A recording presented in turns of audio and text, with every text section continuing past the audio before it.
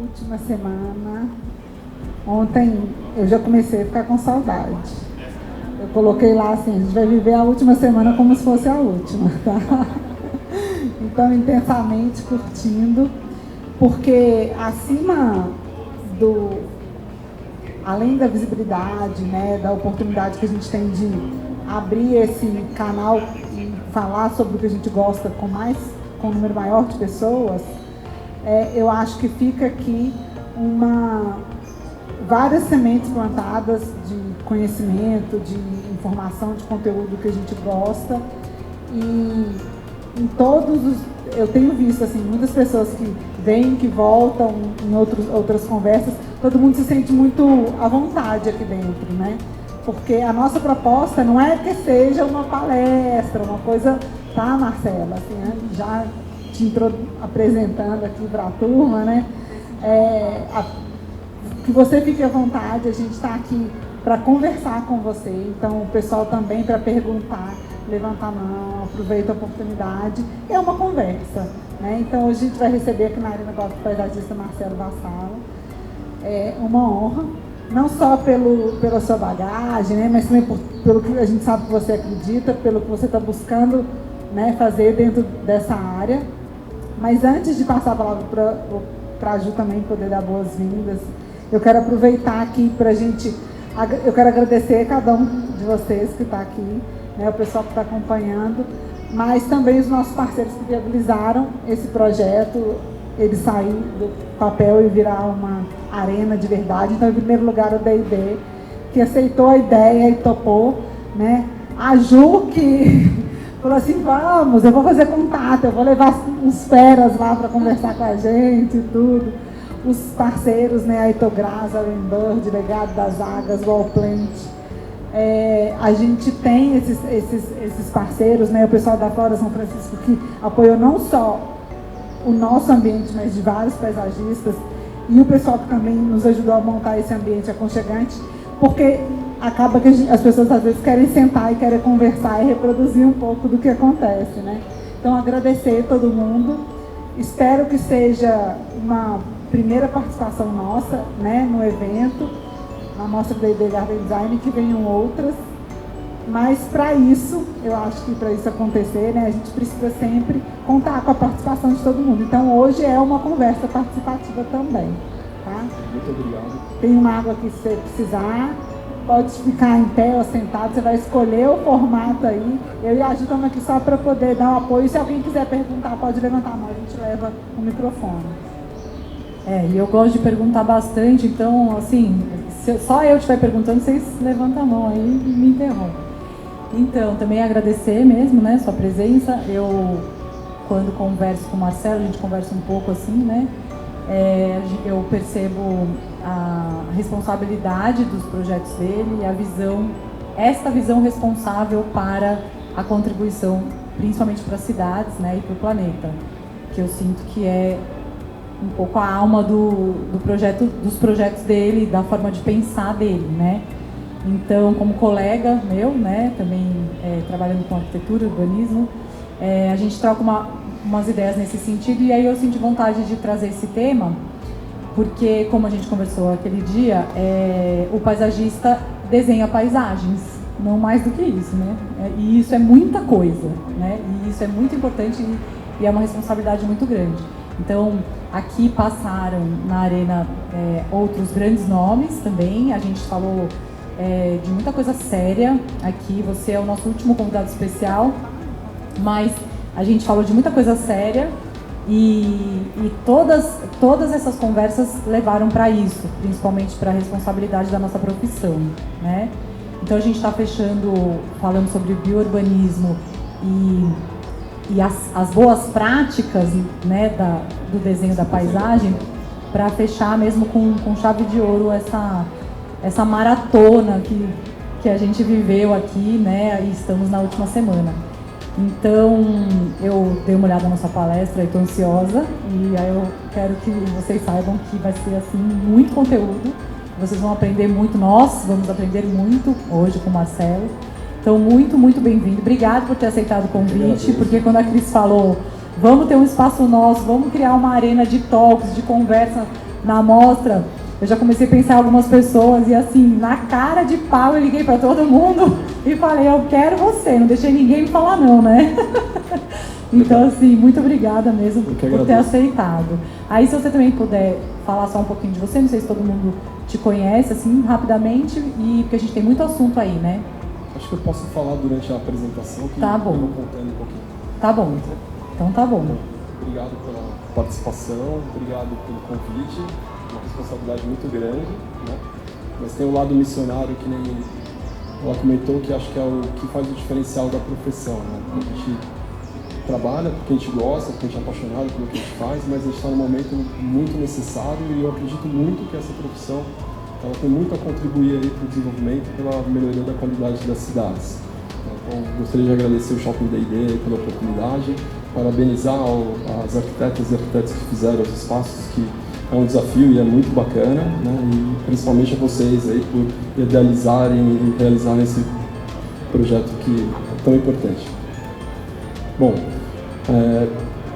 o tema biourbanismo e soluções baseadas na natureza são dois termos relativamente novos, eu não sei se vocês já ouviram falar nos dois, levanta a mão quem ouviu, biourbanismo já estão familiarizados. Então o convite, na verdade, dessa foto, ela foi tirada há 20 dias atrás, a gente tem uma pimenta de macaco, a gente está no meio do cerrado, enquanto vocês estavam no legado. Então a ideia é convidá-los para um passeio com ar de como se vocês estivessem viajando, né? Quando a gente está viajando, a gente tem uma sensação de estar mais aberto, né? Mais sensorialmente mais preparado para receber as informações. Então sintam-se como se estivesse na natureza e vamos explorar um pouco, quer dizer, se eu conseguir aqui, acho que tá, vou passando.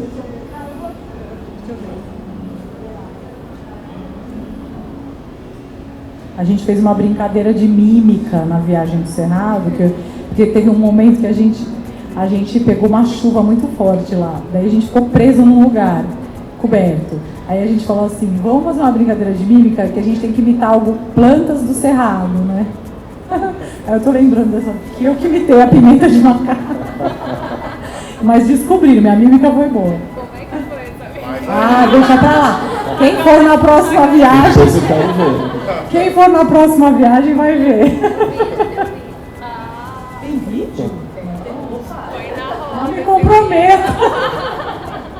A minha primeira, acho que, experiência como biourbanismo, né, assim, acho que posso falar que tinha 7 anos, quando eu comecei a pegar enchente dentro de casa, e até os 25 de faculdade, mais ou menos, a gente chegava a ter 2,5 metros de água dentro de casa. Qual faculdade você fez? Fiz FAAP. Fiz um ano de Santos, depois peguei Exército, depois fiz FAAP, logo no início. Tinham 3 turmas da PS. Você se formou em que ano?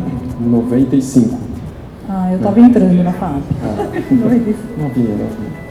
E o meu estalo foi durante a faculdade, o 3º ano, em 93, essa foto em Bitipoca, quando eu estava estudando paisagem urbana, né, com o Jun, né, na faculdade, que ele tem os a melhor bibliografia que eu recomendo é dele, assim. Né? E aí eu pude observar que na natureza tinham todas as sensações que a gente colocava dentro dos projetos de paisagismo. Passar entre, ponto focal, né? Então eu tive esse estalo lá na faculdade, eu gosto sempre de colocar porque é um período que a gente está aberto e aí geralmente o olhar vai para onde a gente gosta de caminhar. Então a partir daí eu entendi que a paisagem é um objeto de estudo e estou trilhando a carreira até agora com 30 anos aí desde o primeiro curso. A gente vai falar um pouquinho de biourbanismo e biomimetismo e a missão aqui é que a gente saia, acho que com um olhar um pouco garantindo essa preocupação de preservação, regeneração, recuperação. Acho que a gente está num momento de muita atenção com isso. Soluções baseadas na natureza, onde a gente tem essa mistura da tecnologia com a ecologia. E aí uma proposta que a gente vai passar por 7 paisagens diferentes, né, com olhares, com projetos, experiências e vivências aí na área. Começar com a parte trágica, né, porque acho que é importante colocar o nosso cenário. Então, em 2013, estava num congresso em Auckland e eu conheci esse cara. Foi a primeira vez que eu ouvi a palavra biourbanismo.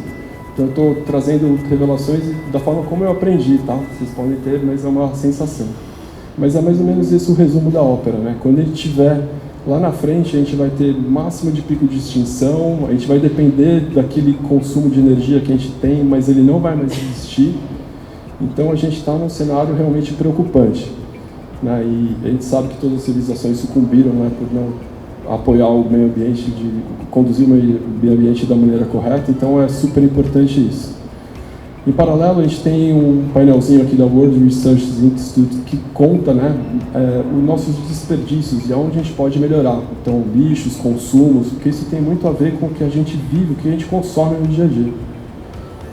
Um resuminho também trágico, né, da nossa vegetação, né, que a Juliana comentou, quando ela ia para a Chapada, ela vê cada vez mais áreas produtivas e menos áreas nativas, né, então isso é triste, mas é um caminho que a gente tem que virar, né, realmente é esse ponto da virada, a gente já está atrasado, né, mas é super importante.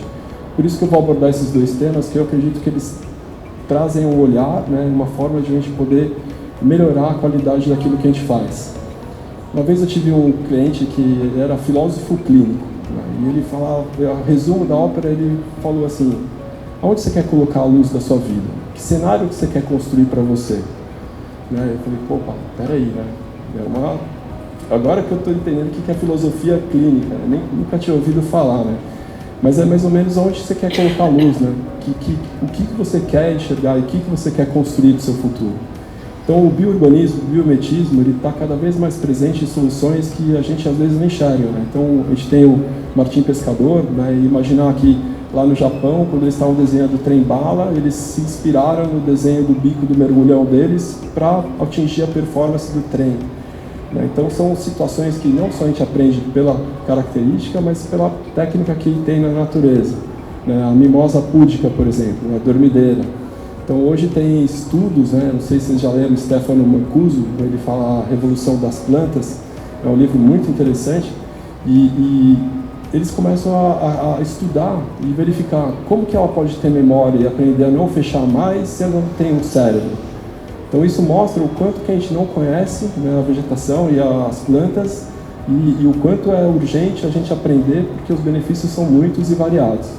Né? Então a gente tem, por exemplo, os fungos, né, e os sistemas que são responsáveis pela, por exemplo, a internet das plantas, não sei se vocês já ouviram falar também, que elas se comunicam, né, através dos fungos e tudo mais. Então todo o sistema, né, a gente vai dar uma olhada nisso daí, e é uma quebra de paradigma que a gente precisa enfrentar para melhorar a qualidade, trazendo os serviços ecossistêmicos para os projetos paisagísticos, né? Tem que ser útil, belo, né? Mas tem que ser funcional também. Tá, então, o biourbanismo nada mais é do que a gente reconhecer que somos um organismo vivo e as cidades são natureza. Na verdade, a gente considera que a cidade é diferente da natureza, mas a natureza está aqui, né? Está debaixo do concreto, está tudo aí.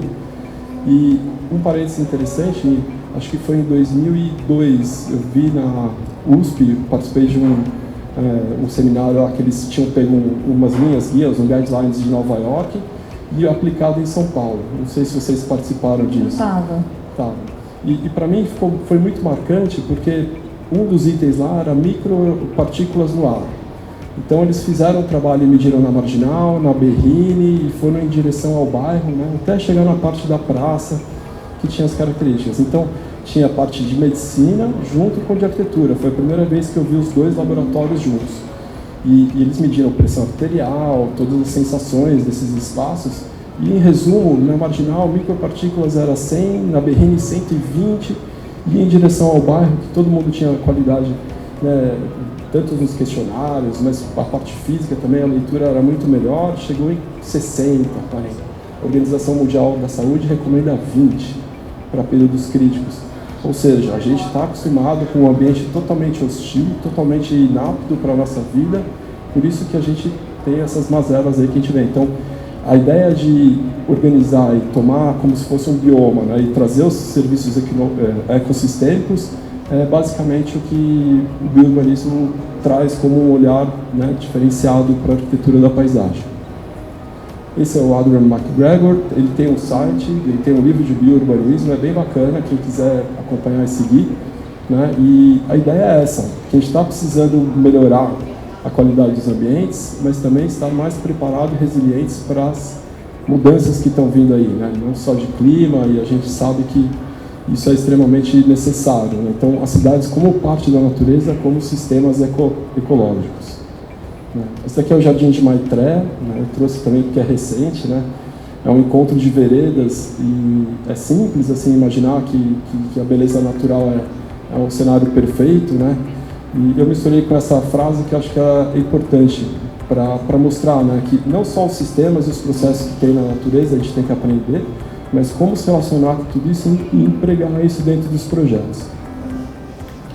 Termos soluções baseadas na natureza são ações inspiradas e inspiradas na natureza, então a gente aprende os processos e os ciclos que tem dentro da natureza e tenta recriar e reconectar com os projetos que a gente faz. E novamente, né, a gente vê aqui que a resiliência, né, você estar mais preparado e voltar para o lance inicial, né, com mais qualidade, né, ela é atingida quando a gente tem esses sistemas inspirados, né, na natureza. E a ideia desse slide é mostrar que são termos super recentes, então são termos que estão começando a dar um novo olhar, né, para a essência da arquitetura da paisagem. Então a gente vê que os da Comissão Europeia é de 2021, então é bastante recente, né, assim como de 2021 também, né, a publicação de um Banco Mundial, né, que acho que é bacana dizer isso, porque a gente vê grana, vê investimento, vê pessoas querendo investir e trazer esse tipo de solução para os projetos. Então é uma tendência, né, mais do que necessária, mas é um ponto importante para criar um norte para a gente buscar proteger a biodiversidade, melhorar a nossa qualidade de vida. Então, a questão do arquiteto paisagista, né, puxar um pouco para a profissão, né, do que a gente faz, né, o que a gente atua.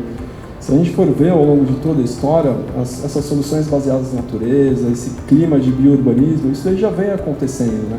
Se a gente pega lá o Olmsted com o Central Park de Nova York, os parques, o Colar de Esmeraldas, né, que ele resolveu toda a questão de saneamento e salubridade que tinha com sistemas de parques utilizando a natureza, né? Então a gente vem numa pegada, mas infraestrutura verde, que é um pouquinho que eu vou explorar hoje aqui, né, como uma opção para a gente empregar essas soluções na prática na natureza, você vê que é de 2007, então a gente está realmente avançando no pioneirismo, né, na hora que a gente fala em utilizar essas soluções nos projetos. Não tem como não falar de arquitetura paisagística e o que acho que é a nossa referência maior, né, o Chassel com a sua ecogênese, acho que é o que mais se aproximou e já está pronto, né, quem não conhece vale a pena explorar, porque tem muito conhecimento lá, a Dona Rosa Clias também, né, a nossa matriarca aí que criou a profissão também com a IFLA e tudo mais, então é importante. Isso daqui é de 2020, do governo passado, Marcos Pontes, junto com pesquisa e tecnologia, trazendo soluções baseadas na natureza para atender as questões de águas pluviais, as questões relacionadas ao clima, né, junto com o Banco Mundial, então constitui um cenário ideal aí que tem um olhar para investir, procurar e criar soluções que sejam baseadas na natureza para atender as questões que a gente tem. Então isso é bacana, porque é recente e tem potencial de acontecer.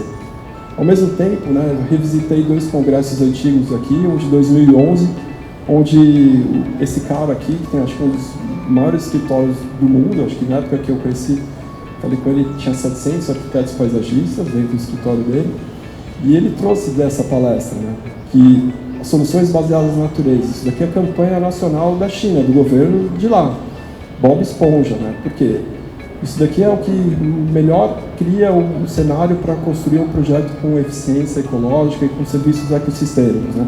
Onde a gente lida com a água, reter no local, diminuir velocidade, adaptar, limpar, reconstruir conexões, né? Então essa renaturalização, né, ou essa recuperação desses espaços, né, são cenários que acontecem aí super importantes.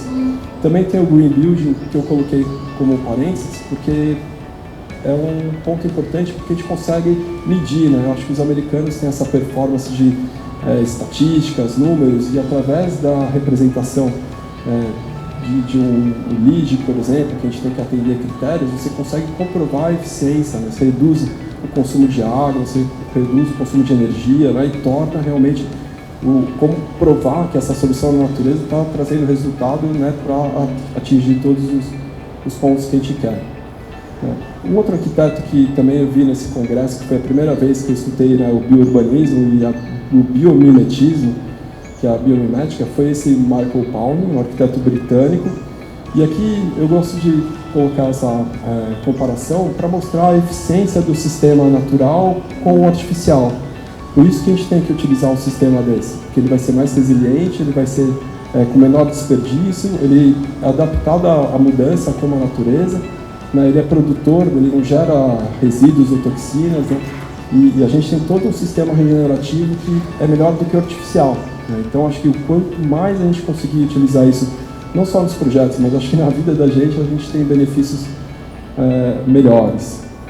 Então, hoje a biomimética pode ser aplicada às mudanças climáticas, de novo, né, para lidar com a segurança alimentar, energética, hídrica, né, enfim, essa é uma questão de melhorar a biodiversidade, construir cidades sustentáveis, né, são premissas que a gente pode copiar da natureza ou se inspirar, né. Então, peço desculpas, né, vocês não vão olhar nunca mais o Duomo como uma forma não parecida com o ovo, mas é assim que o Brunelleschi estudou, né, a estrutura da casca do ovo para verificar como ele conseguia fazer uma cúpula mais fina e com essas características, né? Então, isso é biomimetismo, né? A gente trouxe até um artigo do ARC dele que é para trazer esse questionamento mesmo, né? É uma bioinspiração, é uma cópia, né, física, mas parece um ovo, parece, né? Ou então, já na supereficiência, né, de construir um edifício que é inspirado numa circulação de cupinzeiros para não ter uso de ar-condicionado. Então, isso é o must do biomimetismo dentro da arquitetura, que a gente tem uma solução que economiza recursos, né, e está à frente, né, de qualquer tecnologia que a gente queira criar, né. Em 2020 eu fiz um curso bacana com a Alessandra Araújo, não sei se vocês conhecem. Eu tô doida para chamar ela para fazer uma palestra. Na verdade eu já chamei, mas faz uns anos, e aí a gente estava ainda no papo de paisagista mais no início, assim. Uma ideia é fazer vivência com ela, pode levar no legado, fazer... Eu já tive contato com ela entendi muito, assim. Eu fiz esse curso, foi muito bacana, né? São formas de leituras diferentes de aplicação de soluções baseadas na natureza. Ela fez o curso de biomimetismo com esse Michael Palmer, por isso que ela veio e ela tem essa essência, né? Então é mais para mostrar que as coisas estão acontecendo, e esse daqui é um projeto de um hotel que ela fez, em que ela se inspira no sistema de refrigeração do bico do tucano, né, para sugar esse ar quente, passar por uma massa térmica, né, de terra, no cobre, e depois esse ar volta resfriado. Então é uma bioinspiração, né? Então acho que é bacana porque a gente tem uma referência aí. Aonde ela faz essa vivência? Fiz na pandemia, foi indoor, mas ela já fez um legado das águas também. Por isso que eu falei que dá para fazer mistura. Juntou bom com melhor, tá bom.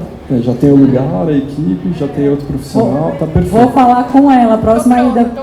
Nossa, a próxima ida para o legado a gente leva ela, então. Vale muito a pena. E paisagem como objeto de estudo, né? Então a ideia aqui é a gente percorrer 7 paisagens. Foi uma iniciativa que a Marta Farrado me convidou, na época que ela estava na iniciativa, buscando criar uma lei que pudesse generalizar as paisagens da América Latina, porque nossas paisagens não têm fronteira, nossos países têm, né? Mas nossas matas não têm. Então, isso daqui foi uma convocatória que a gente fez, eu fui o representante aqui do Brasil, a Cláudia Mistelli ainda está atuando na LALI, acho que é uma iniciativa bem bacana, né, porque é isso daí mesmo, tem que reconhecer e valorizar a proteção, gestão e planejamento sustentável da paisagem na América Latina. Então a gente vai passar por todas, mas os princípios da LALI, reconhecer a paisagem como vital, considerar todos os seres vivos, né, a gente projeta só para a gente, mas a gente tem que projetar para o ecossistema.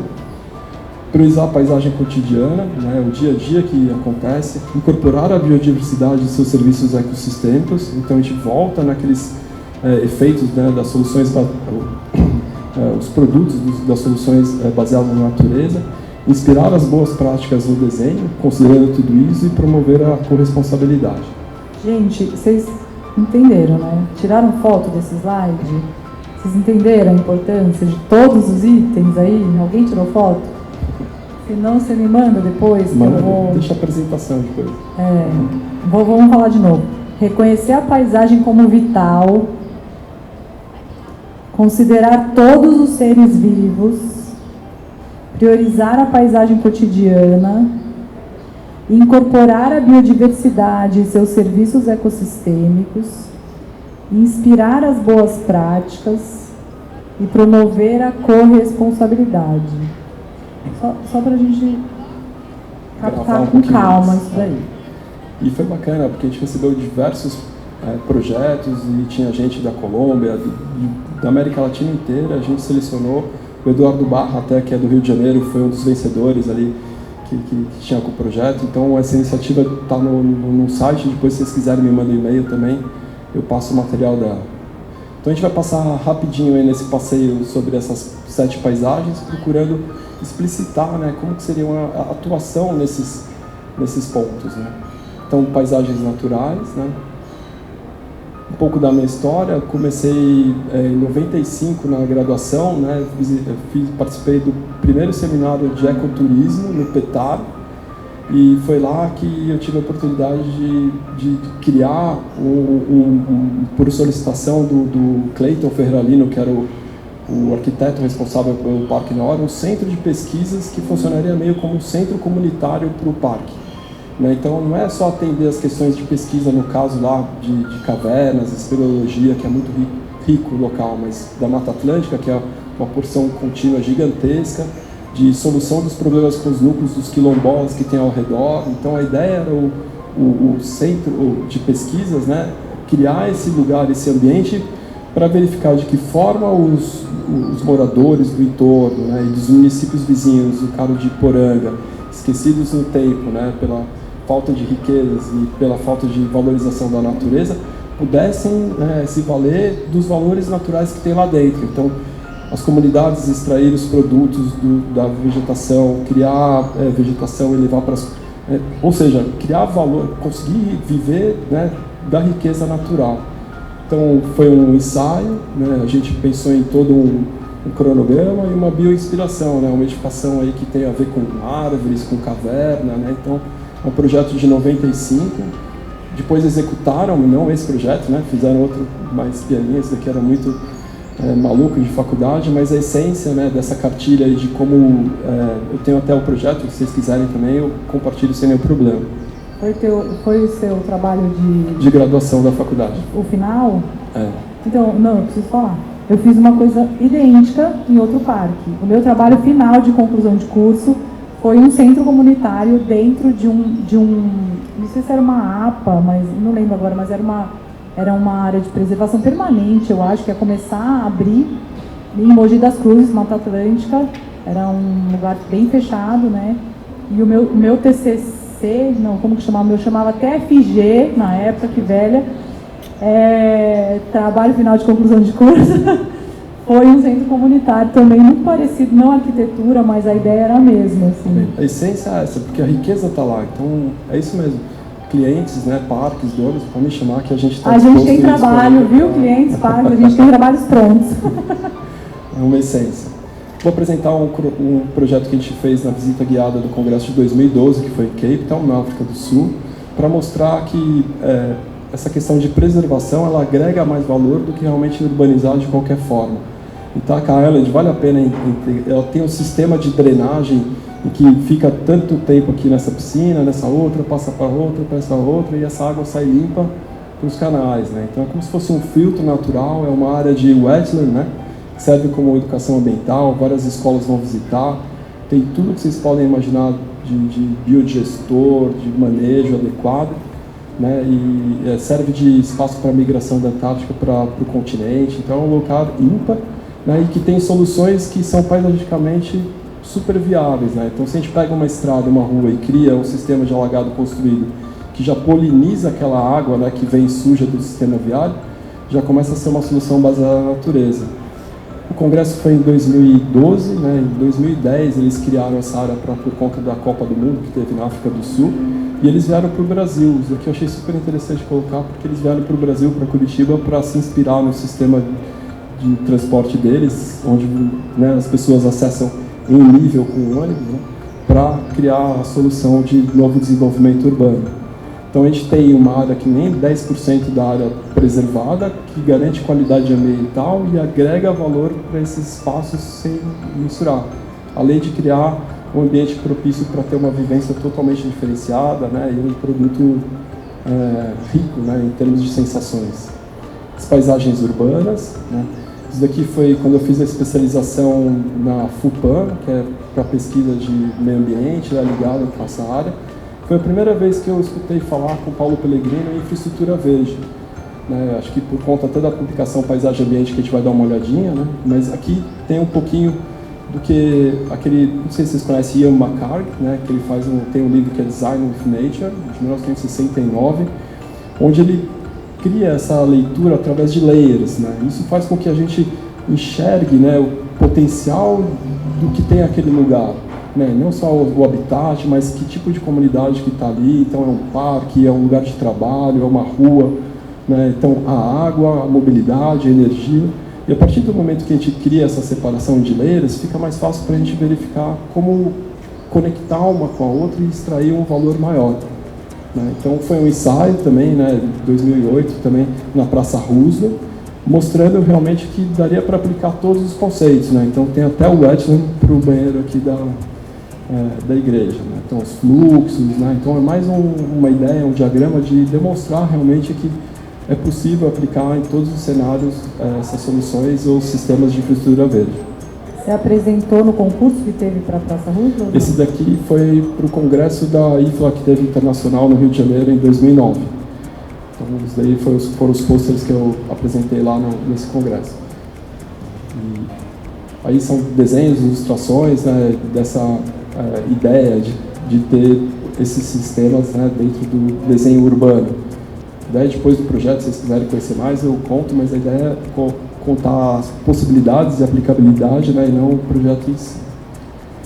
Aí, também nessa questão urbana, 2013, uma outra visita técnica no empreendimento Hobsonville Point, em Auckland, fica meia hora do centro, tem acesso por barco, né, e aí é um grande exemplo de infraestrutura verde. E eu misturei aqui para ficar didático a primeira publicação que eu vi, né, que fala sobre infraestrutura verde, né, de 2008.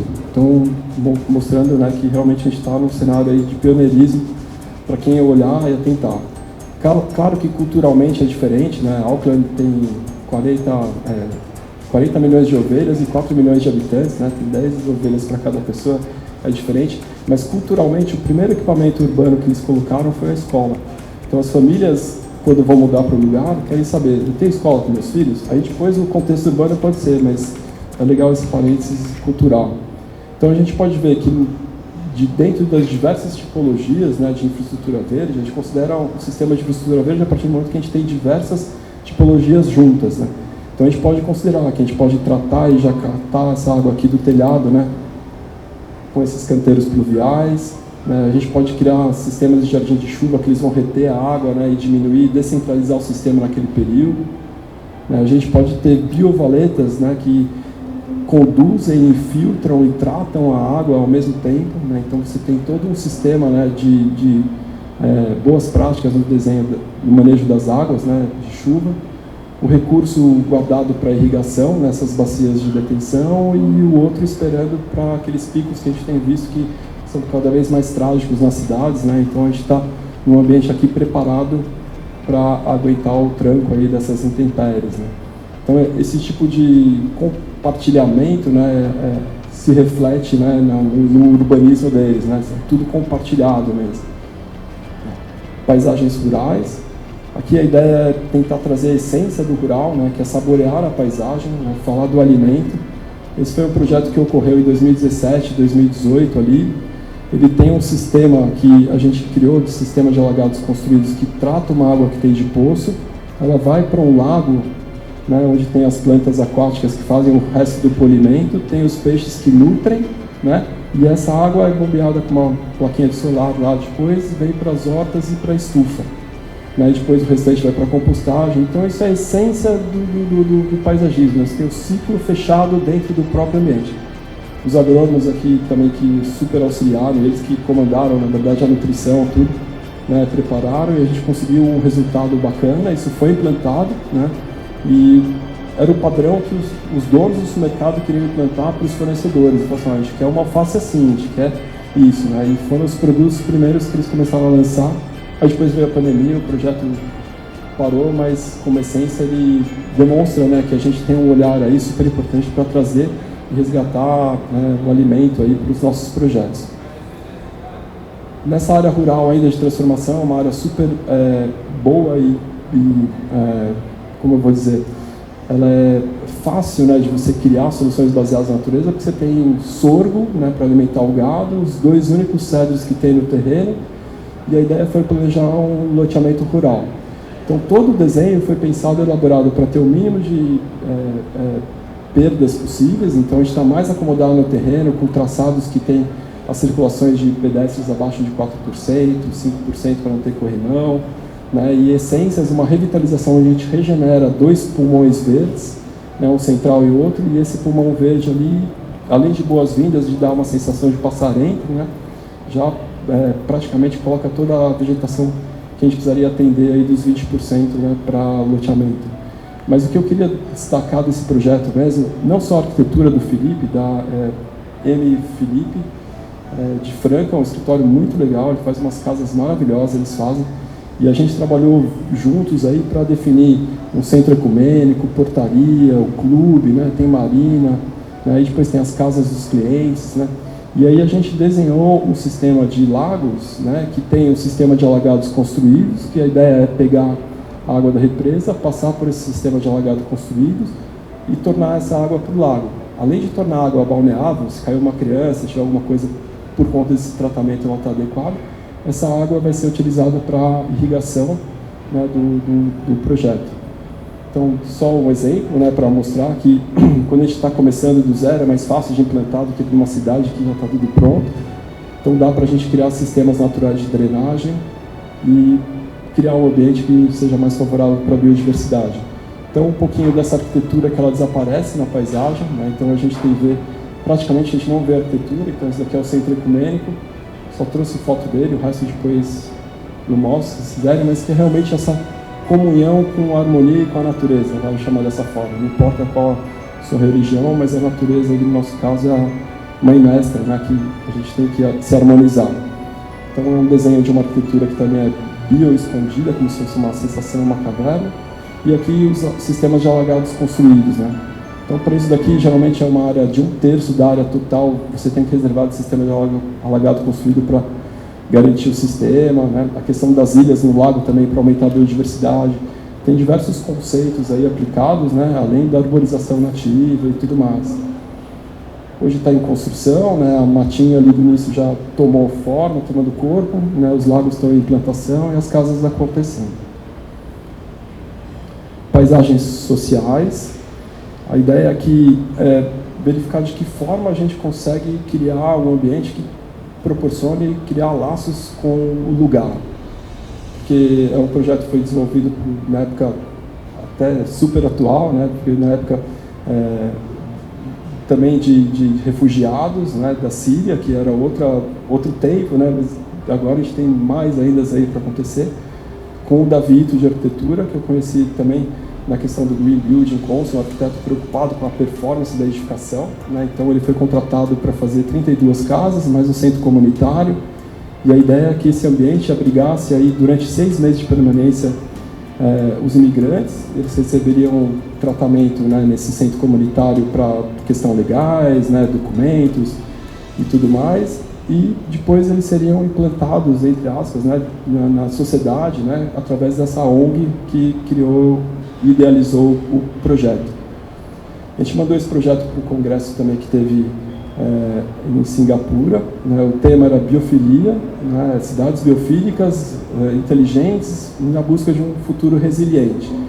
Né? Então a ideia foi o quê? Isso daqui é o mesmo programa e a mesma área do que uma casa do Minha Casa Minha Vida. Tem 50 e poucos metros quadrados, só que ela tem uma configuração, né, que a gente conversou e implantou, no que a gente utiliza a vegetação, os espaços vazios, né, para criar esse significado do lugar, né, as pessoas se sentirem acolhidas, né, e se sentirem recebidas aqui no local. Então, o desenvolvimento do paisagismo né, para trazer essa performance, assim, eu vou chamar dessa forma.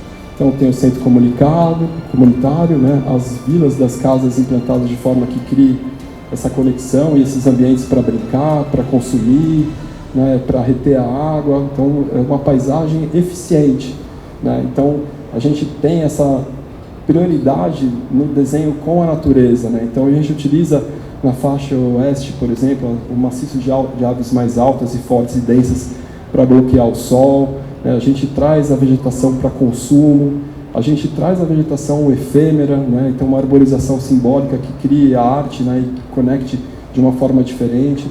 Então os tetos verdes garantindo ambiência, né? Então o sistema também de tecnologia que a gente implementou para as áreas externas também utilizam, né, as biovaletas, os tetos verdes, os jardins de chuva, né, os jardins, as áreas de lazer têm duplo papel, né, também para poder ter essa performance. Então são exemplos, gente, de realmente dá para a gente fazer, tem tecnologia, tem conhecimento, né, para criar um jardim que seja mais resiliente para o futuro mesmo, né? Então não só de manutenção, mas também de qualidade espacial.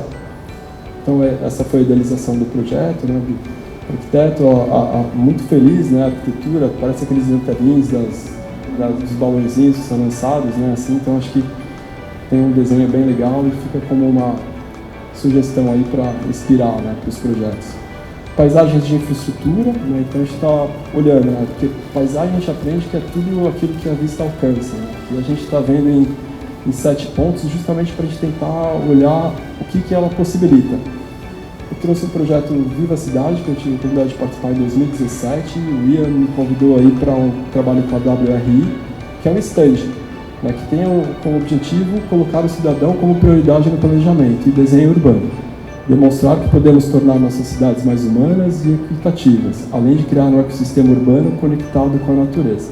Então era essa a premissa básica desse projeto. Então é um stand que ele simula como se fosse um pedaço da cidade, onde a gente tem conexões com os parques, com os serviços, né? As calçadas têm as dimensões corretas, a tecnologia está inserida com a iluminação, com a energia, com as câmeras, né? Você tem espaço para o ônibus, espaço para bicicleta, mobiliário, infraestrutura verde, né? Jardins de chuva. Então foi uma exposição para uma feira de construção, justamente exemplificando para os novos, os novos políticos, né, que estavam, no caso lá na época, passei rápido, né, para o evento, para demonstrar realmente os novos planejamentos tem que seguir, ter a oportunidade de seguir uma performance totalmente diferenciada e atingir objetivos aí que a gente nem encontra. Então, aqui também foi um projeto interdisciplinar, né, que tem essa mistura, né, não é multi, é inter, porque se relacionou mobilidade e conectividade, segurança viária e eficiência energética, boas práticas no manejo das águas, materiais e recursos, né? Então o material certo para o local certo, a procedência, né? A qualidade, de desenho imobiliário urbano e ambiental, saúde e biodiversidade. Acho que esse daqui, talvez, essas duas são palavras, saúde e a biodiversidade, acho que talvez sejam as palavras mais que a gente busca como resultado, né? E dos nossos projetos. Então aqui a gente teve um jogo até que a gente participou com eles, tem lá no meu Instagram, quem quiser ver, assim, foi divertido. Eles foram para esse espaço e foi muito legal. Aí, como paisagens culturais, é uma escola, está sendo um projeto também no interior de São Paulo, e a gente criou florestas de biodiversidade nessa escola. Então, tem um pedacinho que é da Mata Atlântica, tem um pedacinho que é do Cerrado, tem um pedacinho que é da Floresta Amazônica. Então, as crianças já vão nascer e vão aprender e ter educação ambiental dentro da própria escola. Então, por isso que a gente colocou isso daí como uma questão importante, porque a gente precisa desde pequeno aprender a valorizar, né? Dar o valor correto para a natureza. Nesse sentido, eu trouxe o projeto Arvoredo, é um projeto que quase não existe, né? Mas ele tem o pioneirismo de ser o primeiro projeto de madeira engenheirada para uso residencial do Brasil, né? Em São Paulo, assim, com a NOAA, a gente está participando, que vem daquela questão cultural também, né, de aceitar uma tecnologia nova, de aceitar um ambiente onde você tem a madeira como um ambiente que vai te dar conforto, né, para você viver. Então é uma mudança cultural, né, uma nova tecnologia que está surgindo e é importante porque abre um caminho enorme aí para pesquisas e possibilidades.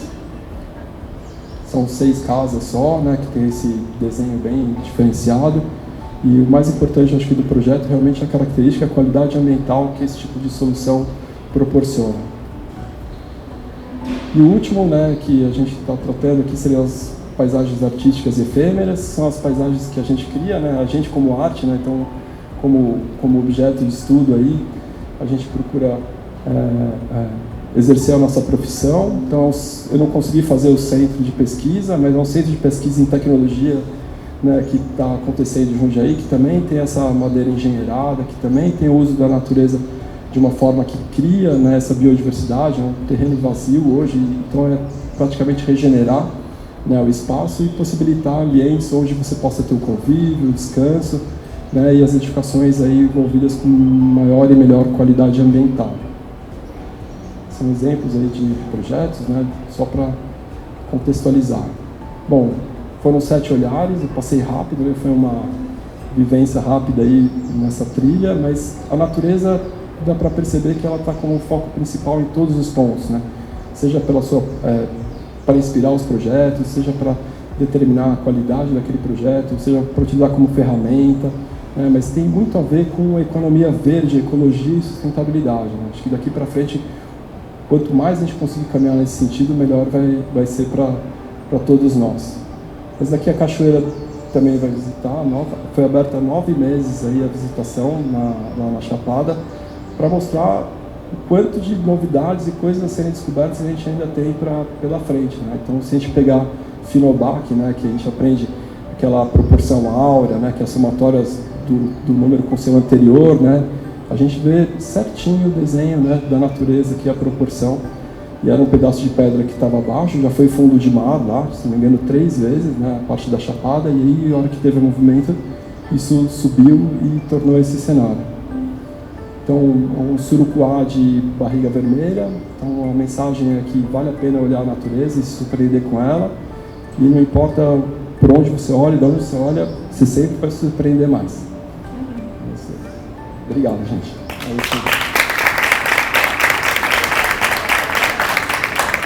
Vocês falei rápido, tudo, mas... Muito bom, muito bom. Bom, quem quiser mandar e-mail, explorar algum projeto a mais ou conversar, por favor. E aí, gente? Muita coisa, né? A vez está fervendo aí. Uma coisa que me tocou aqui que você falou, e eu já estava pensando no começo da sua palestra, foi assim: é mais fácil a gente entrar com soluções baseadas na natureza quando é um ambiente novo. E eu já estava pensando no começo da sua palestra, gente, como que a gente vai fazer tudo isso na cidade, né, no meio desse caos, né? Essa é uma preocupação que eu acho que eu tenho, que foi o que me fez buscar a faculdade de arquitetura e urbanismo, pelo urbanismo. E aí eu queria saber se você, no seu escritório, você está com alguns projetos assim, em locais já caóticos, e não só nesses lugares que, como você mesmo disse, tem uma certa facilidade de trazer a coisa toda completa, né? O pacote completo de tudo que a gente puder, né? É super difícil implementar mesmo pela resistência técnica, né? Porque precisa de profissionais diferenciados, você precisa juntar um engenheiro hidráulico, né, para entender e calcular essas áreas aí, você precisa ter o conhecimento da geologia, então são projetos que são difíceis de serem implementados, ainda mais fora a legislação, né? Que ainda não tem vigência, ainda não tem ainda, então realmente é um pioneirismo.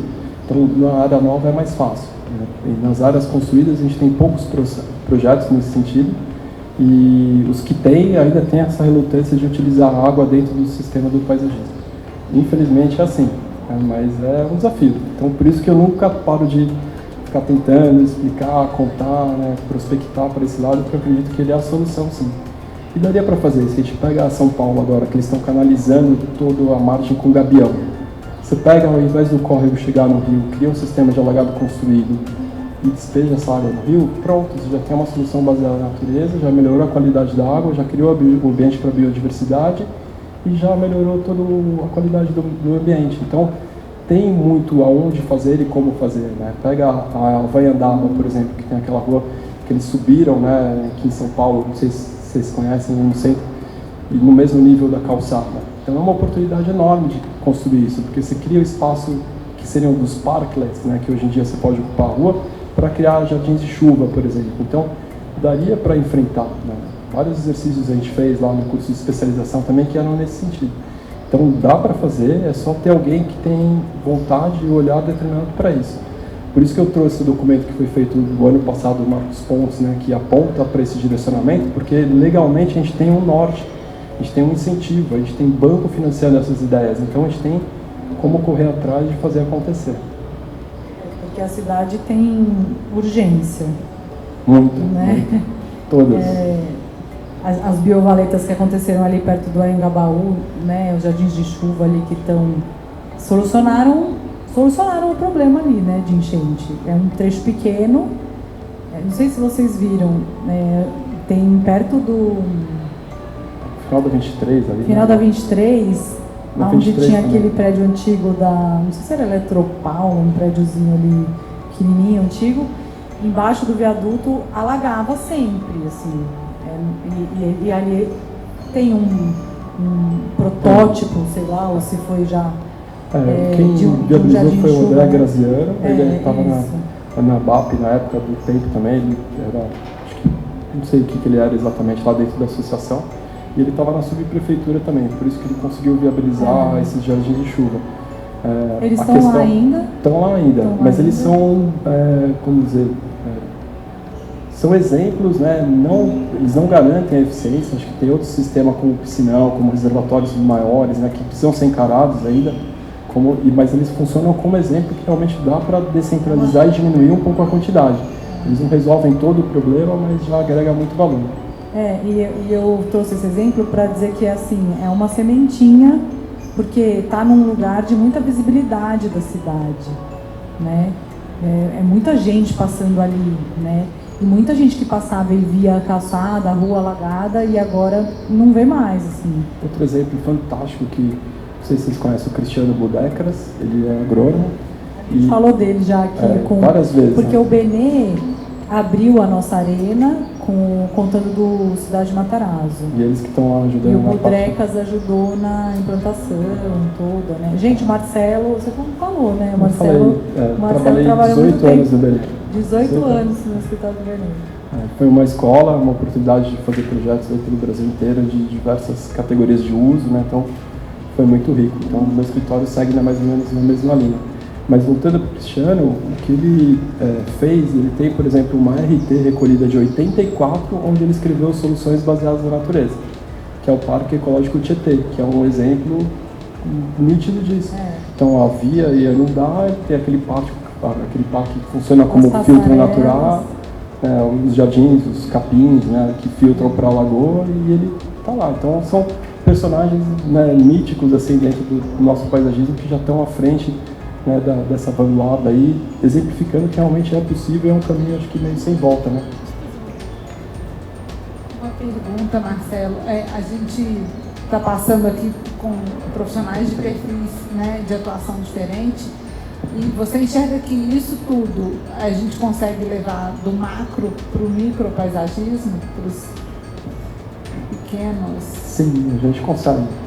Eu acredito que sim. Vários micros fazendo a mesma coisa, a gente consegue, seria como se fosse uma corrente, né, dos fundos, todo projeto a que a gente faz, a gente do paisagismo conectado. Melhorar a performance daquilo que a gente faz, acho que é um desafio. Então, por exemplo, quando a gente atua num projeto, a gente procura adensar o máximo possível de árvores e criar uma drenagem diferenciada, porque a gente sabe que os problemas de São Paulo, falta de arborização e problema de água, né, que tem drenagem. Então, a gente adensa, utiliza espécies nativas, né? A composição dessas espécies ela promove a biodiversidade. Então acho que tem esse caminho sim, esse papel. Acho que é de formiguinha, né? Um pouquinho aqui, somando com o outro, no final acaba dando um resultado maior. Alguma pergunta? Eu vou devolver, que a gente vai continuar conversando, mas alguém tem alguma pergunta? Vou trazer isso para Bom. Muito obrigada, né, pela palestra. Assim, acho que muito aprendizado, muito bom, muito rico.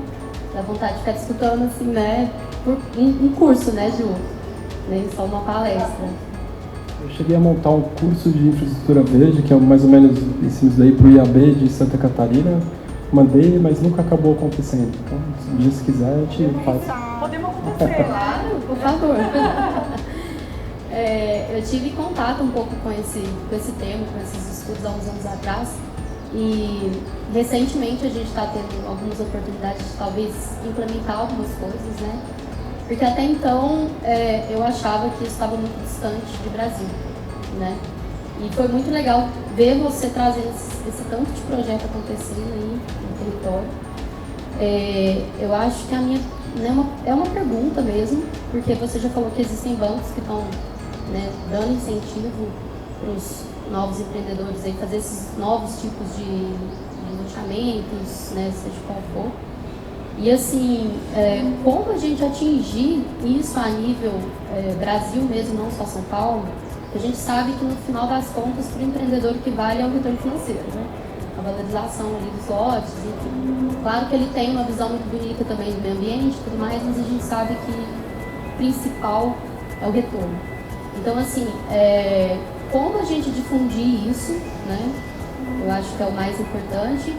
E o que você vê de futuro próximo, assim, onde a gente falar mais sobre isso, onde a gente pode explorar isso para atingir quem realmente vai fazer, porque como a Ju falou ali das cidades que já estão estabelecidas, eu acho que é um desafio muito grande e que depende um pouco do poder público, né? Mas esses novos, assim, sendo iniciativas privadas, eu vejo talvez um caminho um pouco mais rápido, como grandes exemplos. Eu queria a sua visão, assim, sobre tudo isso. Obrigado. Eu acho que a questão legal assim, de prefeitura, né, dos órgãos públicos, realmente precisa de um visionário, alguém que queira olhar nesse sentido. Nesse sentido, eu vejo que o governador de São Paulo tem batalhando, por exemplo, com a questão do saneamento básico. Né? Se a gente utilizar o documento de 2020 que veio do Marcos Pontes, que incentiva e está baseado no Laboratório Verde da USP, que tem a pesquisa que incentiva. Está no documento nacional, então já é um pontapé inicial grande e forte aí para novos municípios, gestores, né, todas essas cidades pequenininhas quererem implantar isso. O desafio é enorme. Para todos os meus clientes eu vendo essa ideia, mas eles acabam colocando a guia, a sarjeta, porque eles têm medo de inovar e medo de investir. Mas a iniciativa privada abre caminho. Você pega, por exemplo, as fábricas da L'Oréal, né, que tem aqueles sistemas de todo o tratamento, que o final do tratamento é o lago e tal, então eles já entenderam, porque o custo de um sistema de tratamento natural, baseado em wetlands, né, construídos assim, com um convencional, ele é mais barato de fazer, ele gera menos resíduo, menos lodo, ele consome menos energia, ele é mais resiliente, porque se der algum pau, alguém gerar um produto antigo, a natureza vai acusar, vai fazer, e aí se pergunta, por que as pessoas não fazem? Por que optam por construir, né? Então é uma visão mesmo. Então a partir do momento que começa a ter um financiamento, um olhar, uma taxa diferenciada para isso, que eu vejo como um próximo passo, né, acho que desse entendimento, você garantir benefícios, né, fiscais, IPTUs, né, e olhares aí, acho que acredito que isso começa a atrair, né, novos olhares para essa situação. Não sei se eu respondi tudo ou não, mas... E a gente tem incentivos, além do, por exemplo, o IPTU lá com a questão do telhado verde, que já rola, né? A gente tem para alguma outra solução baseada na natureza? Já ainda não, né? Eu não conheço também. Só para telhado verde em alguns estados, né? Sim, e mesmo assim ainda sem critérios, né? De Recife, por exemplo, você pode. Eu vi casos lá que eles jogaram uma argila, que é mais duro do que o concreto, então não tem uma legislação que indique, olha, você tem que fazer um teto verde, mas ele tem que reter tanto de água, tanto de permeabilidade. Precisa evoluir na questão técnica também, né? Porque eles usam isso como artifício de marketing, mas a eficiência mesmo ainda é bem acanhada. Mas eu vejo que o Laboratório Verde da USP, por exemplo, né, que ele é meio pioneiro em trazer o sistema de infraestrutura verde. Eu acredito que ali tem uma quantidade de pesquisas, informações saindo, que isso tende a tornar cada vez mais visível, né, esse tipo de solução e tornar mais atraente para realmente novos investidores e pessoas queiram levar isso adiante. E o Cardim veio aqui também, na arena, no nosso sofazinho, e ele mostrou aquela árvore na vaga. Isso também já tem alguma... Você sabe? Depende, isso no já Rio de Janeiro, ser obrigatório para cada vaga de estacionamento você ter uma árvore. Algumas coisas meio, cada lugar tem uma regra diferenciada. Mas em São Paulo não tem incentivo também, por exemplo, para um estabelecimento, em vez de fazer o parklet, que na verdade o interesse dele não é roubar uma vaga, mas sim ter mais mesa para atender mais cliente, né? Mas tudo bem. Se o estabelecimento também tem algum incentivo para fazer a árvore na vaga, você sabe? Não, eu vou pesquisar isso, eu fiquei curiosa. Porque São Paulo, assim, a gente está reparando assim, que o número de parklets aumentou muito, né? Assim, porque o novo plano diretor também tem umas coisas muito legais, né? Mas, assim, é isso, pega pelo bolso, né? Porque o cara, ele não quer... A ideia é tirar uma vaga, dificultar a mobilidade do carro, para que as pessoas deixem o carro em casa, não é isso, né? Tô certo? É isso. Mas aí o estabelecimento põe o parklet para poder pôr mais 30 mesas e atender mais pessoas no barzinho. Mas tudo bem, né? Estamos indo. É um conceito que a gente está ainda de um conceito onde a gente assume que o pedestre tem que andar do lado do carro, que é totalmente utópico, né? Por que eu sou obrigado a andar do lado do carro? Porque o caminho do pedestre não é pensando na cidade, na natureza. Então isso muda bastante. Então é bem distorcido. Ainda mais em cenários caóticos, né? Fica mais difícil de resolver. Mas acho que tem um caminho bom pela frente. Eu nasci aqui, não gosto muito dessa cidade, sempre falei isso, né?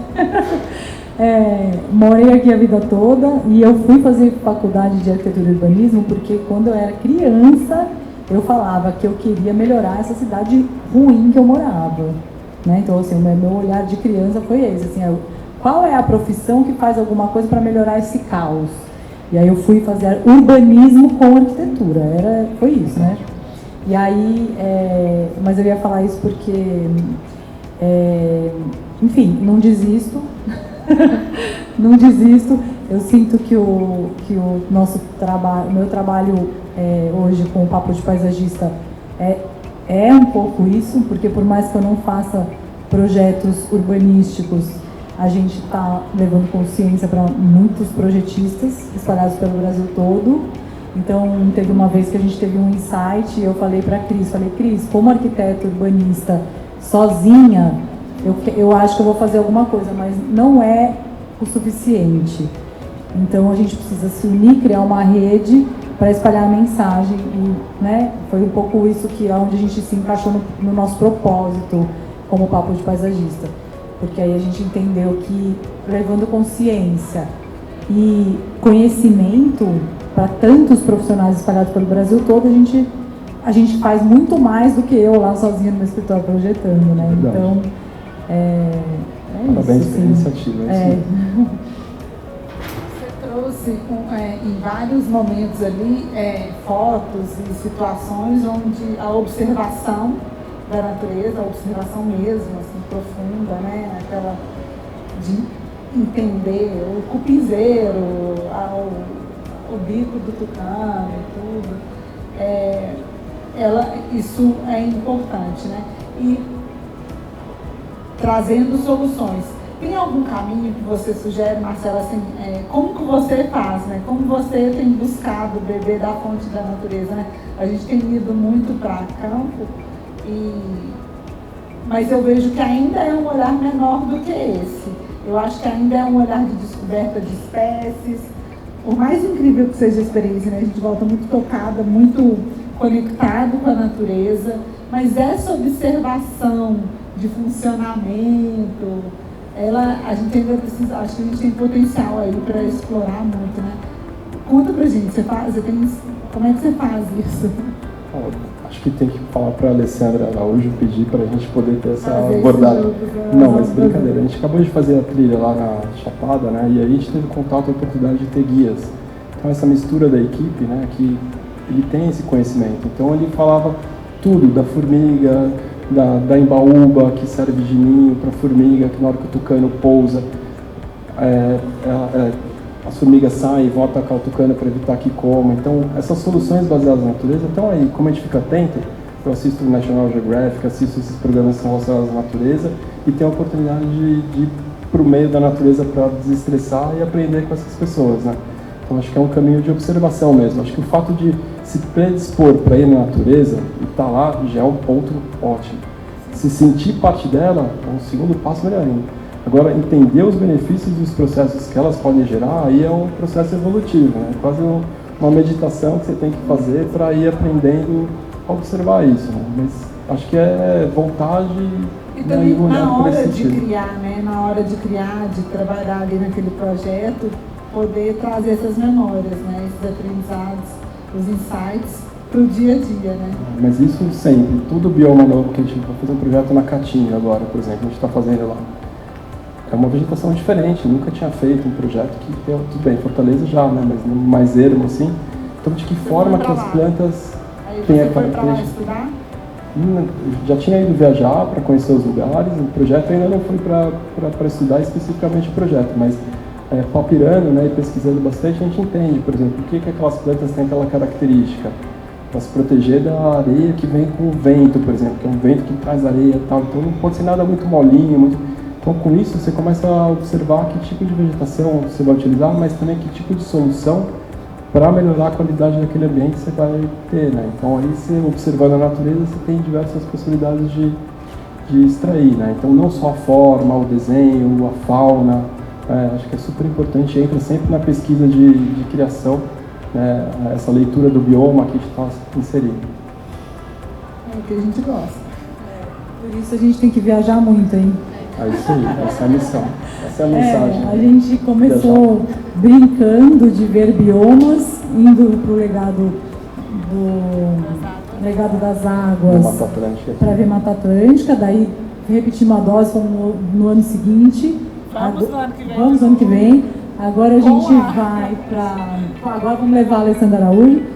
Fomos para... Esse ano agora acabamos de chegar para o Legado Verdes do Cerrado. Aí, ano que vem, a gente vai ver a Amazônia. Já estamos organizando a AVT para ver um outro bioma. Não sabemos se vai dar tempo de ver Caatinga também ano que vem, senão vai ficar para o outro ano. Pantanal, enfim. Mas a gente vai... A gente no Papo de Paisagista, a gente está criando essas oportunidades de conhecer um pouco mais. Mas... Campos rupestres vai ter campos rupestres também no começo do ano, com a Flávia. Com a Flávia. Então tem muita coisa que a gente está fazendo assim com esse objetivo. Então acho que pesquisar, viajar e poder vivenciar o bioma é a melhor escola. Então vamos viajar, minha gente. É isso. Alguém quer falar mais alguma coisa com o Marcelo? Dúvida, elogios? Crítica acho que ninguém tem. Eu acho que assim pode ter mais perguntas e elogios. Eu deixo o pedido para a gente depois fazer novos momentos interessantes aí nesse curso. E quem sabe a gente fazer mais. A ideia é somar sempre na equipe. São quase esses mesmos slides, mas com mais profundidade. Mais profundidade. Então,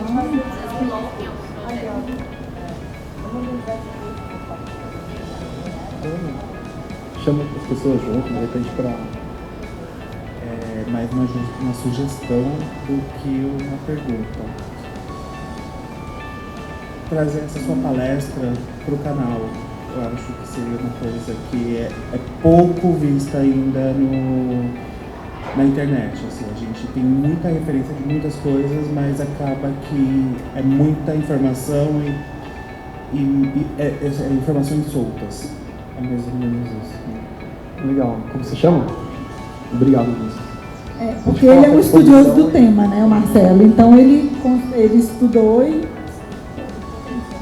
juntou tudo ali, uniu, essa ideia mesmo, né? Nessa mesma pegada que a Ju contou de compartilhar conhecimento, eu sempre tive essa missão assim, sempre achei que a profissão precisa disso, né? E também solitário, de maneira, sempre que eu ia viajar, fazer uma coisa, eu voltava, ia pro Senac fazer uma palestra para contar.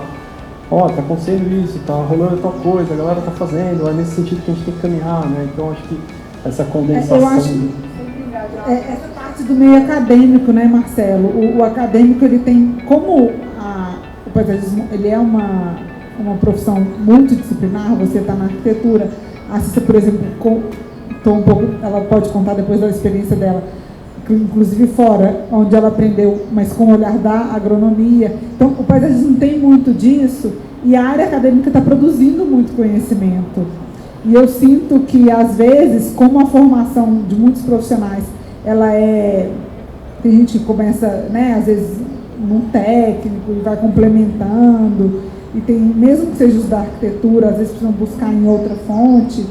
Eu sinto que essa parte do acadêmico, eu tenho falado isso para a Ju, eu falo, Ju, eu quero trazer o acadêmico para mais perto do papo, sabe? Para a gente poder aprofundar, se atualizar mais, que é, né, isso. E você trouxe uma coisa que eu achei muito legal, que é, você está levando a gente para fora do Brasil, né? Os seus trabalhos estão sendo apresentados lá, então isso também, até isso é um papel da área acadêmica importante para a valorização do paisagismo e do trabalho no Brasil. Então, parabéns. Muito obrigado. Acho que faz parte um pouco da frustração. Eu sempre quis fazer mestrado, comecei a fazer 2, 3 vezes, mas a profissão sempre chamou, eu nunca tive esse olhar, mas acho que essa busca, né, de informação dos congressos, de aproveitar o tema, acho que esse aprendizado contínuo, né, Green Building Council, o curso com a Alessandra, então não dá para ficar parado, né, a gente tem que estar aprendizado contínuo, mesmo atuando há 30 anos, eu ainda sinto que não sei nada em vários aspectos, em várias coisas, então aprender com a agronomia, aprender com os profissionais, biólogos e tudo mais é sempre muito necessário para garantir a qualidade, né? Eu vou falar uma coisa que eu falei no dia da palestra do Benê, que eu fico vendo esses profissionais e falo, gente, eles têm tudo a ver com a gente gosta de aprender, a gente gosta de dividir, de compartilhar, então chega mais, conta com o Papo Paisagista. E agora, mais alguém? Tem mais alguma dúvida? Senão a gente fica conversando.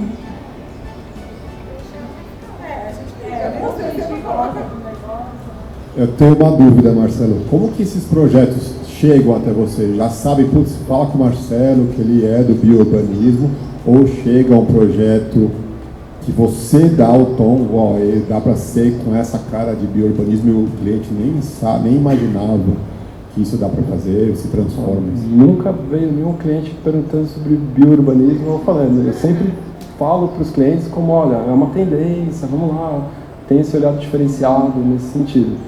Os clientes vêm, na verdade, acho que de conhecimento de trabalhos, né? A gente nunca foi bater na porta dos consultores, acho que por ter um repertório do Benê lá de 18 anos, né? Quando eu saí, até uma fofoca, né? Quando eu ensinava em 2015, assim, ficou sinistro, né? O escritório do Benê tinha 50 pessoas, de repente reduziu para 20, né? Saíram todos. Foi na mesma época que o Cardin também, acho que saiu da empresa que ele tinha lá de teto verde e tudo mais. Eu até falei pro Cardin na época, ô Cardin, vamos abrir escritório junto. Eu não sabia que a esposa dele era arquiteta, né? Eu falei, vamos abrir. Na hora eu falei, pô, mas você não falou, Marcelo? Eu não estava sabendo e tal. E acho que perdi até o que eu estava falando. Os projetos chegam até você. E aí, quando aconteceu esse cenário, eu fui buscar um mercado onde não tinha. Então, eu fui para Osasco com consultoras que nunca tinham trabalhado com arquiteto paisagista ou esse profissional para criar, porque o mercado em crise, todo mundo em crise, né? E aí, a partir daí, as empresas que fazem certificação, que fazem coordenação dos projetos, começaram a reconhecer os projetos que tinham qualidade e começaram a indicar para outras consultoras. Então, a gente foi sendo chamado. Consultoras que sabiam que eu trabalhava com algum perfil me chamaram. Então eu comecei com a Tegra também, que tinha conhecidos. Então isso foi criando um leque, né? E hoje tem um pouco desse olhar, né? Então a gente está fazendo alguns hotéis, então o pessoal que é da hotelaria, você acaba entrando em um nicho onde os investidores, as pessoas começam a conhecer os nomes que estão ali, os players que estão, né, com experiências para poder ter. Então eles vêm, chamam e a gente vai tentando toda hora implementar esses conceitos, né? O pessoal da hotelaria, eles estão com um pouco mais de visão respeitosa, assim, quando eles vão abrir os resorts no Nordeste? Como que está a situação? Sempre quando tem grande área, a gente não tem muitos, né? A gente somos um estúdio, né, na verdade, não um super escritório que nem o do Benê, do Cardin, que tem 40 pessoas, né? E não tem muito esse espírito de preservação, é sempre uma luta muito gigantesca. Então, mesmo na época do Benê, quando a gente ia atuar em grandes áreas, a ideia era, monta um viveiro, faz um catadão das plantas, leva lá, preserva, volta, depois gera muda, volta. Não, as máquinas passam, arrastam tudo, leva tudo embora e refaz tudo de novo. Então é uma briga eterna para tentar. Hoje tem mais, né? A gente está com um hotel em São Pedro aqui que Fiz toda a implantação de novo, porque o arquiteto tinha feito uma implantação totalmente maluca ali, que nem chegava, e viabilizei a preservação de 20 árvores já centenárias lá. O dono falou, que legal, dá para preservar e fazer, não, vamos. Então ficou um diferencial, mas é uma insistência, né? Eu acho que até só complementando assim, o que o Ricardo está falando e, né, o que você está trazendo, e que às vezes a gente conversa, né, sobre levar também essa mensagem para os arquitetos que são os responsáveis pelo loteamento, pelo urbanismo. Porque a gente que é paisagista, a gente já está consolidado, né, na nossa alma, trazer a natureza, respeitar o meio ambiente, trazer qualidade de vida, enfim, cada um com seu propósito, mas geralmente a gente chega no mesmo ponto, né. Agora, eu vejo que parece que é muito distante ainda, né, são poucos arquitetos urbanistas que têm essa cabeça aberta para isso. E um dos poucos vão servir de exemplo, mas, né, eu acho que é papel nosso também divulgar isso de uma maneira mais intensiva em cima desses, não só dos donos, né, das construtoras, mas dos arquitetos também. Né? Na época da faculdade o pessoal falava, lá vem o cara da pedra, grama e água. Era na época do desconstrutivismo, né, Peter Eisner, aquelas formas todas da arquitetura assim. Aí o pessoal falava, vou fazer essa forma. Eu chegava e falava assim, onde está o sol? Onde está? Eu queria entender, como vocês vão projetar uma arquitetura sem saber do meio ambiente? Né? Então era totalmente, e ainda é isso. Então os desafios que a gente é chamado hoje em dia para alguns arquitetos é justamente para auxiliar, por exemplo, a como vencer aquele barranco, aqueles deslizes, que a gente pega uns projetos, né, bem surreais, difíceis assim, para poder encarar, porque o arquiteto também, arrimos gigantescos, a gente vai lá e batalha para tentar auxiliar nessa implantação, mas é isso daí que você falou, através do seu olhar, que tem essa preocupação, do meu, dela, a gente vai pequenininho ali, mas trazendo esse olhar para os arquitetos também. Minha dúvida era um caso desses, a relação entre arquiteto, como é que, porque é super delicado a gente olhar o projeto de alguém, ver que dá para melhorar, e no seu caso era mudar tudo praticamente, né? E assim, como que fica essa relação para a pessoa não ficar com sempre humilde, né? Porque a gente sabe que ego de arquiteto, eu sou arquiteto, né? Arquiteto é sempre aquela coisa, você mexer, você fala, olha, né? E aí, não, mas é verdade, né? Eu também sou arquiteto, eu sempre ponte. E a gente tem que ter muito cuidado mesmo, né? A gente tem que fingir que a ideia é dele. Eu falo assim, mas aqui e aqui, se a gente fizesse aquilo lá e passasse para lá, o que você acha? É mesmo, então, boa essa ideia, gostei, então vamos fazer isso, posso mexer? Aí ele deixa, eu mexo e devolvo para ele, fica a ideia dele. Né? Geralmente, não, nem crédito, o resultado sendo bom tá ótimo, né? O crédito é de mesmo. Eu participei de todas as palestras aqui, é muito interessante que todos que vieram aqui, os convidados juntos, falaram muito forte dessa relação entre o paisagismo e a arquitetura, que é muito difícil. O Benê, o Raul, a Daniela, todo mundo falou, e é muito interessante quando a gente fala de trazer mais para perto essa parte nossa, me fugiu a palavra, da educação, a área acadêmica, e quanto a gente vai conseguir talvez mostrar que o paisagismo é sim uma área forte, que ela não precisa no sentido de que um arquiteto pode dizer, que nem aconteceu em São Pedro, que você falou, que ele tirou e precisou você replantar. É uma área que precisa consolidar e ter essa bagagem que todo mundo enxergue isso, sabe? E é muito forte você ver... Conquistar o respeito, exatamente. É muito interessante você ver todos esses paisagistas de renome continuando falando isso, que ainda não tem esse lugar concreto de sou paisagista e esse lugar é meu. A gente não fala para o engenheiro, olha, sobe essa parede aqui que eu acho que pode ficar melhor. Só que eles dão opinião onde ele acha que a árvore pode ficar melhor. Então, como a gente conseguir consolidar esse lugar nosso, junto também trazendo para perto isso que você falou, Cris, da área acadêmica, que talvez traga um lugar de, não sei nem dizer a palavra, mas de respeito mesmo com a profissão e assim, né?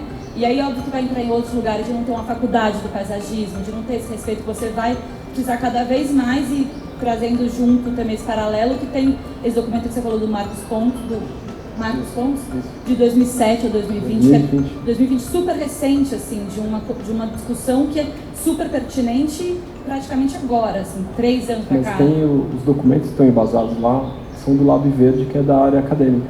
Então é isso. Já existe, né, esse olhar, assim. Só que não é divulgado, né, muito abertamente, assim, né, não sei, porque eu nunca tive acesso, assim, talvez por não pesquisar.